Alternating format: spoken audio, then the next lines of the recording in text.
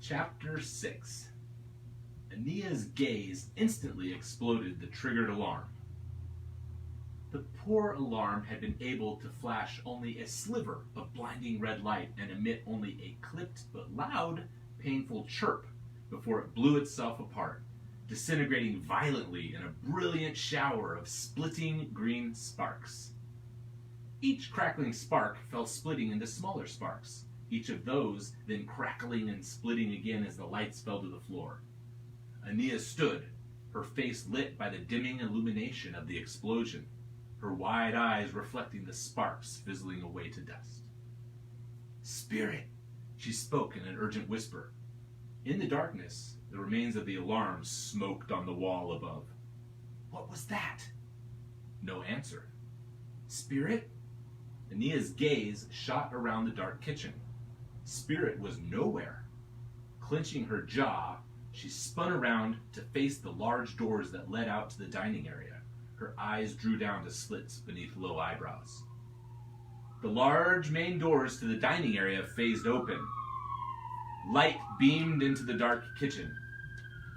Out of the light, two silhouettes charged into the kitchen to stand back to back, each holding a green metal pistol. Spitting out a few pitiful sparks, the remains of the alarm on the wall hissed out smoke. "Lipkin, the alarm! It's fucking fracked, dude!" The dining hall lights suddenly went out. At the same time, the large doors phased shut, drowning the two soldiers in complete darkness. Lipkin reached up to adjust his night glasses. "Jimmins, the fucking dining hall lights just flecked out." Jimmins swung to face Lipkin, sweat beading on his forehead, above his opaque lenses. "Okay, this is nuts, Lipkin. This is stupid. We should get out of here. We need help." Suddenly, Jimmins' head emitted a bright blue flash. Lipkin watched his partner slump to the ground. After reeling back in shock, the lone standing soldier then stared at his hand in wonder as the pistol he was holding made a loud hissing, sizzling sound.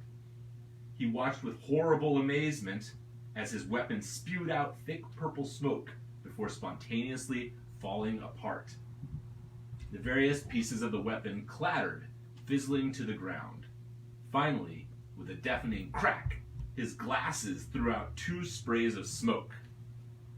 Lipkin ripped off the glasses and threw them clattering across the floor. Shining back at him, casting light and shadows strangely across a feminine face that held them, the soldier beheld two glowing eyes floating before him in the darkness. "Did you set that trap?" The eyes were luminous and wild. Lipkin fell to a kneeling position on the ground. "Who are you? How did you get in here?" The glowing eyes glared. "Answer me. Did you set the alarm?" As if shielding himself from the sun, Lipkin leaned back, holding his hands up at his eyes. "Forgive me. Yes, we set the alarm. We wanted to catch whoever was stealing the chalk sugar." Then, Lipkin dropped his hands. His mouth hung open. "Oh, light of life, is it you? Is it you?" He stared at the two glowing eyes. "Are you the shadow?" The floating, glowing eyes blinked out. The kitchen was left in utter darkness. "Am I the shadow? What are you talking about? Who's the shadow?" Lipkin searched the darkness. "You know, years ago, there was that girl who jumped on that Vectan prison ship, little girl, brought the big thing flecking crashing down." He made a motion, smashing his fist down into his palm. The soldiers spun around, searching for anything in the pitch black. "And then, just a few months ago, didn't you do that scout patrol?" The darkness was completely silent. Lipkin spun in a complete circle, looking left and right, his eyes straining to see anything. "People say the shadow is just a myth or a story, but Jimmins and I knew that it had to be you stealing our supplies. This base is max secure." A small sound came out from the darkness. "You mean outpost?" Lipkin frowned. "Did you just laugh?"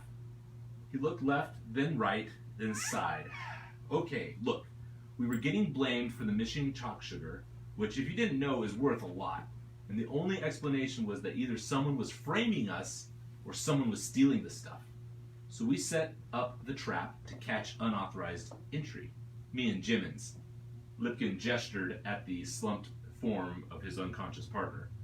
We had to spin our own light units to get that shard of an alarm.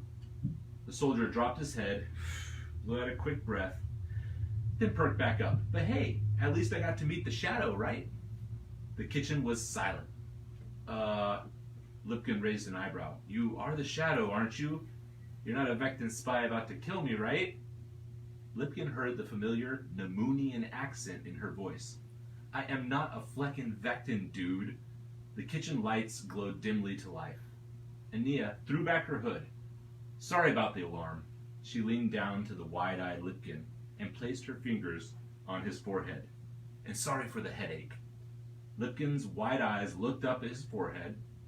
His head emitted a faint blue flash. Anniya caught Lipkin's limp body as it fell to lay it gently next to the already unconscious Jimmins. Standing, Anniya shook her head and made a casual dismissive gesture at the two snoring troops. You guys will be up in 5 minutes, max.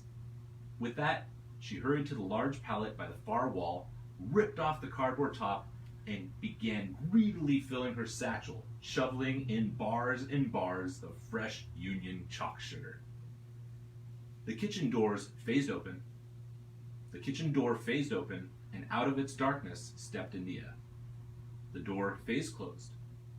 Anniya stood in the moonlight, the little fox at her feet sitting in the curl of his long, sparkling tail. She turned, put her hands on her hips, and glared down at the little guy. Spirit!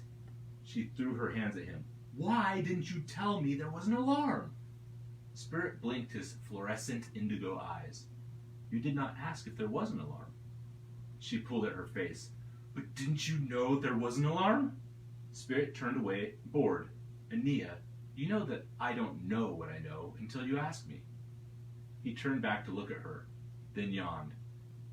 Anniya dropped her hands, made a quick, annoyed sniff, then gave a small yawn herself.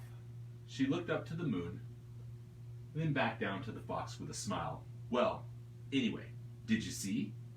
Spirit tilted his head. See what, Anniya? See that you set off a powerful alarm, barely disabling it before the entire outpost heard it? Or see that you still managed to alert 2 guards? Anniya rolled her eyes. No, not that. I mean, they called me the Shadow. The Federation knows who I am. That's great, right? I thought you didn't like nicknames. Anniya stood up straight. Well, usually. The scraping and shouting of the pallets filled the night. Anniya squinted one eye and frowned.